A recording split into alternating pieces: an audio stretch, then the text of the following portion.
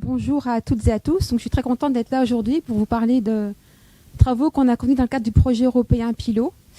L'objectif était de travailler ici sur des porcs mâles non castrés en système biologique et donc de travailler sur des aspects de bien-être, santé et de qualité de viande. Donc, quelques éléments de contexte tout d'abord.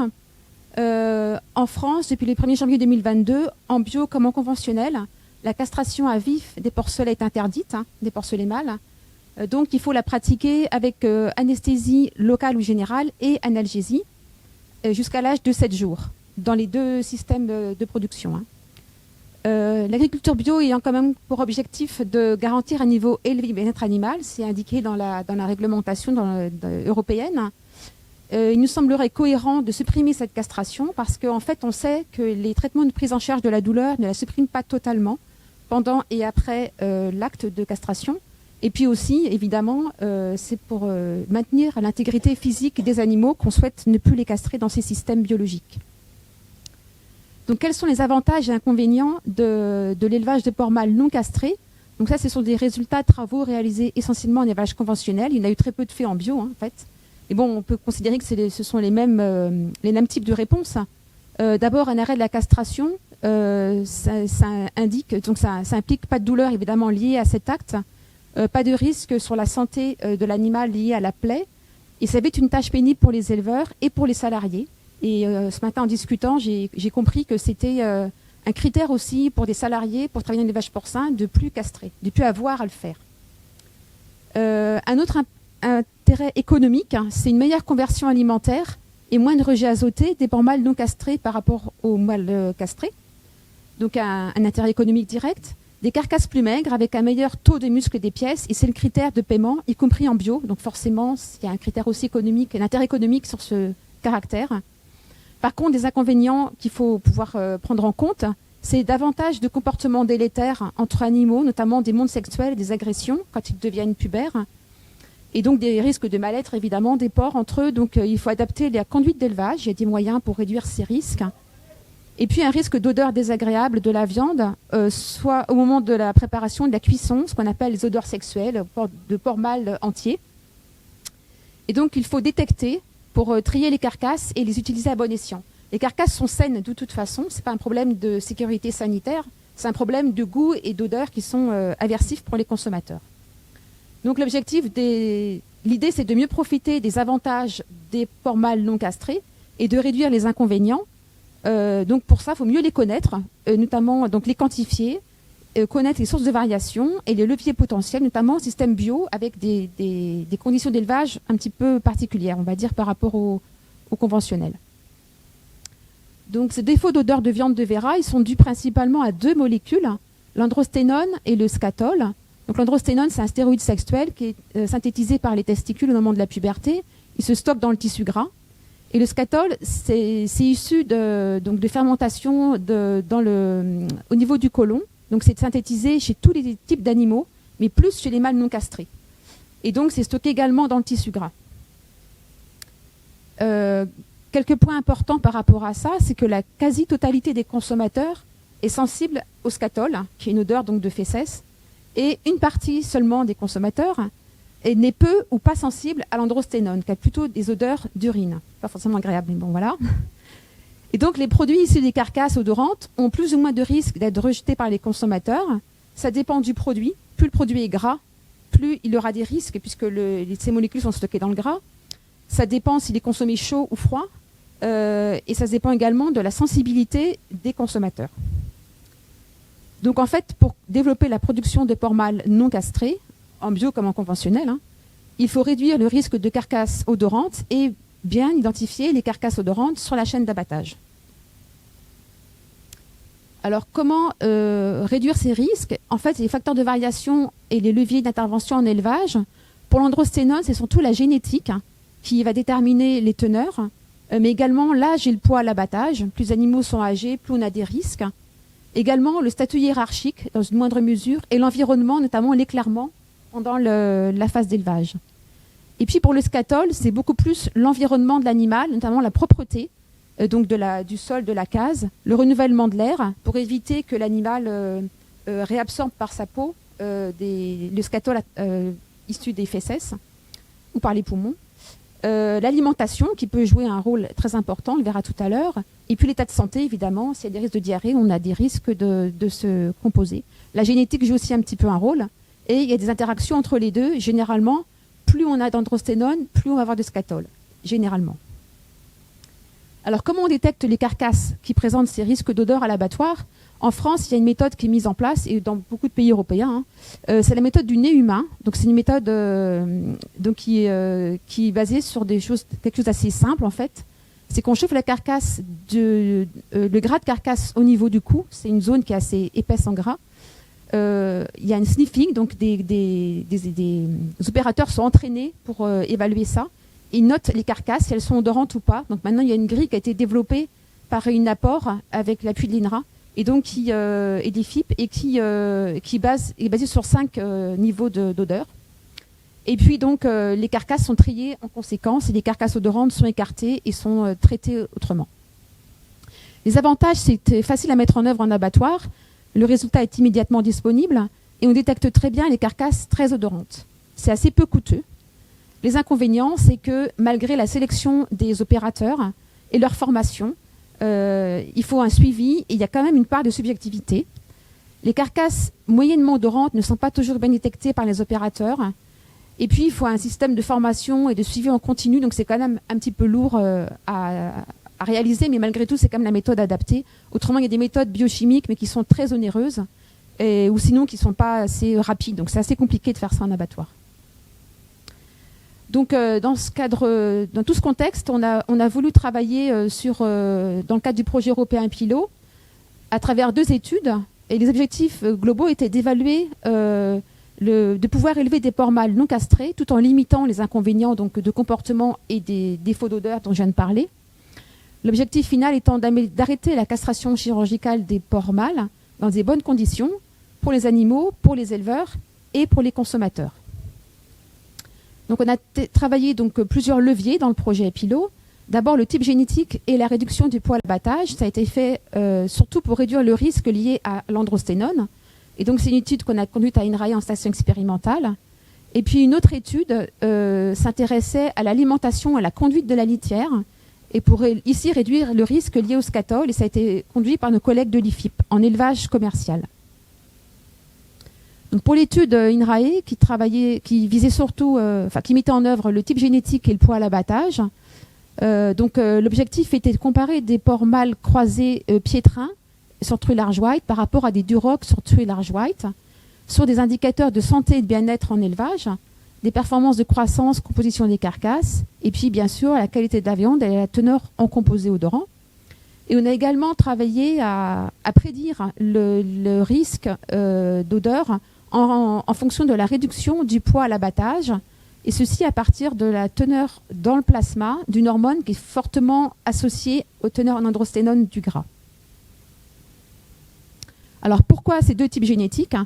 En fait, on sait qu'il y a des différences de comportement qui ont été rapportées entre des porcs croisés duroc versus croisés piétrins, ou alors des porcs de race pure, dans des systèmes d'élevage conventionnels, et sur des porcs mâles castrés ou des femelles. Et on s'est posé la question de savoir si on pouvait retrouver ça sur des porcs mâles non castrés en élevage biologique où l'environnement est plus favorable, on va dire, pour le bien-être de l'animal. Ces différences de comportement étant une moindre aversion par rapport à l'humain et donc c'est considéré comme un meilleur niveau de bien-être. Les porcs piétrins, donc non porteurs de la lettre de sensibilité à la lotane, grand N, donc ça veut dire qu'ils ne portent pas un défaut de qualité de viande bien connu, ont des faibles risques d'odeur. Ils sont très utilisés en production conventionnelle ou bio, avec une qualité de viande qu'on va dire standard. Donc c'est correct, mais on sait qu'on pourrait peut-être améliorer certaines dimensions. Et par ailleurs, le duroc, justement, a une bonne qualité de viande, mais il a un risque d'odeur qui est plus élevé, mais qui est mal connu. Et autrement, donc le poids à l'abattage, on sait qu'il accroît le risque d'odeur, mais on ne savait pas tout à fait la réponse de ce facteur dans les 2 types génétiques utilisés. Donc le dispositif expérimental était le suivant. Donc le travail a été fait à la station expérimentale INRAE Porganique, à côté de Poitiers. Donc on a travaillé sur 81 porcs mâles non castrés, élevés en 2 bandes successives, donc avec à chaque fois bien sûr des porcs de chaque génotype. Ils avaient tous une alimentation à volonté avec des aliments croissance et finition, et disposition de fourrage, donc de foin, tout au long de l'expérimentation. Des observations de santé et de bien-être ont été faites par les collègues de l'IFIP. On a suivi leur croissance, on a fait des prises de sang sur les animaux à 3 ou 4 reprises pendant la période de finition. Les porcs étaient abattus en abattoir commercial, et puis on a fait des mesures de caractéristiques de carcasse et de qualité de viande. Donc juste pour l'élevage, je n'ai pas tout à fait dit, mais il y avait une zone d'alimentation sur sol plein, avec des alimentations 2 par case, une zone sur litière à l'intérieur, avec 1,3 m² par porc, et puis un accès permanent à une courette extérieure. Donc c'est on va dire le système d'élevage classique en production porcine biologique. Des résultats maintenant, donc en termes de bien-être et de santé, globalement, on a eu peu de problèmes de bien-être et de santé dans l'étude d'épigénétique, donc c'est déjà à noter. On a fait des observations en élevage à 3 reprises, au début de la croissance, donc vers 35 kg, au début de la finition vers 70 kg, et en fin de finition vers 120 kg. Et donc là, c'est la moyenne des pourcentages des porcs concernés par ces critères, en considérant les 3 stades. Donc la mortalité ne différait pas, mais numériquement on a eu un petit peu plus de problèmes pour les croisés piétrins. Surtout le pourcentage de porcs avec des griffures importantes était plus élevé pour les porcs croisés piétrins par rapport au Duroc. Et de même, il y avait plus de problèmes, plus de porcs avec des lésions à la queue en fin d'engraissement pour les croisés piétrins par rapport au Duroc. Et à l'abattoir, on avait dénombré les griffures sur les carcasses et on a retrouvé plus de griffures pour les croisés piétrins en noir par rapport au Duroc qui était en orange. Donc globalement, moins de griffures en élevage et à l'abattage pour les Duroc qui suggèrent moins d'agressivité entre animaux ou bien des comportements de monte moins importants et un temps d'approche d'un humain non familier plus court chez les croisés Duroc, donc ce qui suggère une meilleure relation avec l'homme. Donc ceci indique plutôt une amélioration d'indicateurs de bien-être pour les porcs croisés Duroc. En termes de croissance et de carcasse, donc il n'y avait pas de différence de vitesse de croissance entre les deux génotypes. Sur les carcasses, on a observé un rendement un peu inférieur et un poids de carcasse chaude légèrement plus faible, mais surtout une moindre teneur en muscle des pièces, donc des carcasses moins maigres des croisés Duroc, ce qui était attendu, puisqu'on le savait déjà, on voulait surtout utiliser le Duroc pour d'autres considérations. Donc des carcasses qui étaient plus de gras et moins de muscles, donc une moins bonne valeur commerciale. En termes de qualité de viande, donc c'est des mesures qu'on a faites à l'abattoir et puis au laboratoire. Donc globalement, il n'y a pas de différence de pH, qui est un critère très très important. Par contre, il y a moins de perte en eau, donc le jus dans la barquette qu'on voit quand on achète la viande, c'est ça. Une viande moins claire, plus rouge, plus de gras intramusculaires et une force de cisaillement. Donc c'est une mesure de mécanique de texture qui était plus faible, tendance plus faible pour les croisés Duroc. Donc globalement, ceci indique des meilleures propriétés technologiques et sensorielles de la viande des porcs croisés Duroc. Concernant les défauts d'odeur, donc là on a dosé les composés odorants au laboratoire, en plus des détections à l'abattoir, et on a vu des teneurs en scatol et surtout en androsténone, donc ici plus élevées pour les porcs croisés Duroc que les piétrins, et une carcasse détectée odorante à l'abattoir chez les Duroc. Et si on combine les risques de rejet de consommateurs en considérant des seuils de la littérature qui, au-delà de ces seuils de 3 en androsténone et de 0,15 en scatol, on augmente le risque de rejet pour les consommateurs. Et ce risque est plus élevé pour les viandes des porcs croisés Duroc par rapport aux piétrins. Concernant l'effet du poids à l'abattage, donc là, j'ai dit on avait fait des prises de sang en élevage et on avait dosé l'œstradiol, une hormone sexuelle dont la teneur est associée positivement à l'androsténone du gras. Plus on augmente le poids à l'abattage, plus le risque de dépasser le seuil en androsténone augmente. Et donc il est plus faible globalement pour les piétrins par rapport au Duroc, et on voit qu'il augmente fortement pour les Duroc jusqu'à 25%. Donc c'est assez important à considérer. Et dans les deux génétiques, on a considéré que le risque lié au scatol, l'osmomolécule, était très faible si on a des bonnes conditions d'hygiène et d'alimentation, et a priori, il ne dépend pas du poids vif. Et maintenant, rapidement, les résultats de la seconde étude, enfin l'objectif et les résultats. Donc c'est un travail qui a été fait par les collègues de l'IFIP qui ont élevé des porcs mâles non castrés et ont travaillé sur les effets combinés de l'alimentation, donc apporter 10% de farine de luzerne pendant le dernier mois de finition En fait, ça apporte des fibres alimentaires et les fibres réduisent la synthèse du scatol au niveau de l'intestin, donc le risque d'odeur désagréable. Et puis, ils ont apporté un paillage supplémentaire pendant l'élevage et également juste avant l'abattage pour limiter justement la réabsorption du scatol par la peau. Et donc, ils ont regardé les comportements indicateurs de santé et de bien-être des animaux, les performances de croissance, la qualité de carcasse et les risques d'odeur de la viande.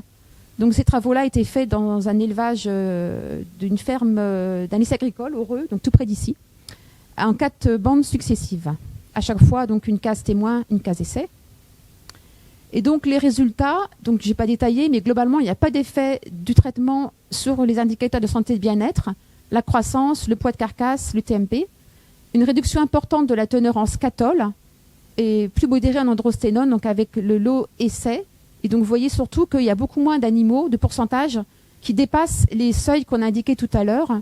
Et également moins d'animaux déclassés à l'abattoir avec le test nez humain. Donc, la combinaison alimentation avec apport de fibres et paillage supplémentaire permet de réduire le risque d'odeur, surtout celui lié au scatol. Donc, pour conclure, sur ces travaux, dans les 2 expériences, les porcs mâles non castrés biologiques présentaient des performances de croissance et une composition de carcasse, donc une valeur commerciale satisfaisante. Globalement, dans nos conditions d'élevage, les indicateurs de bien-être et de santé montraient des conditions satisfaisantes pour les animaux. Les leviers qu'on a testés, donc le génotype, le poids à l'abattage, l'alimentation et le paillage, influencent le risque d'odeur, mais on peut d'effet finalement sur les indicateurs de bien-être et de santé, à part chez les croisés du Roc où c'était plutôt amélioré. Et donc les résultats, on considère qu'ils indiquent qu'il est possible d'élever des porcs mâles non castrés en système biologique et donc de répondre aux attentes de meilleur bien-être animal, sous réserve que les risques d'odeur et de comportement agressif entre animaux soient contrôlés. Et donc les leviers sont la génétique et les pratiques d'élevage, avec l'alimentation et le paillage pour respecter notamment la propreté des cases. Voilà, merci pour votre attention et merci évidemment au partenariat Pilot pour nous avoir permis de réaliser ces travaux. Merci.